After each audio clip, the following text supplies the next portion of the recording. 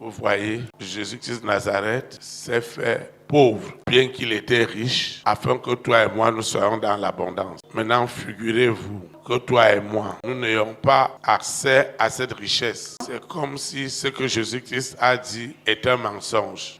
Si nous disons que nous sommes enfants de Dieu, le monde doit le voir. Pas par ce que tu dis ou par ce que tu fais, mais par ce que tu es réellement. Nous aussi, nous n'allons pas dire que nous sommes des bergers, des apôtres, des évangélistes, des prophètes et tous les titres que les hommes peuvent nous donner si nous ne reflétons pas de façon pratique ce que l'Éternel veut faire. Alors, il y a donc deux mondes. Il y a le monde invisible et il y a le monde visible, qui est le monde physique. Dans le monde physique, je dois refléter la connexion réelle que j'ai avec le monde invisible. Dans le monde invisible, ce n'est pas tout ce qui est dit Dieu, Dieu qui est Dieu là-bas. Dans le monde invisible, il y a le monde invisible divin qui est incarné par le Père, par le Fils et par le Saint-Esprit. Et il y a le monde invisible satanique qui est un petit monde et qui a aussi son rôle à jouer. Dans ce monde-là, il y a Lucifer, il y a la sirène, il y a le serpent, il y a le dragon, il y a Corona, il y a Marie de nuit, il y a l'épouse de nuit, il y a le serpent, il y a les démons, il y a les esprits impurs, il y a les esprits méchants dans les lieux célestes, il y a les dominations sataniques, il y a beaucoup de choses là-bas. Et tout cela, nous appelons ça le monde des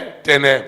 Et maintenant, la terre est le centre d'exhibition de ces deux mondes. Dans le monde invisible, le monde des ténèbres ne contexte en aucun moment la puissance du Père, du Fils et du Saint-Esprit. Quand Jésus-Christ dit quelque chose dans le monde invisible, la sirène, le serpent, le dragon, les esprits impurs, il ne pipe même pas un seul mot. Parce que dans ce monde invisible, tout pouvoir, toute autorité, toute domination a été donnée de façon absolue à Jésus-Christ de Nazareth. Maintenant, si toi et moi, si l'homme et la femme qui sont les créatures de Dieu, sont sur la terre, ils vont vivre sur la terre selon l'influence spirituelle réelle qui est derrière eux.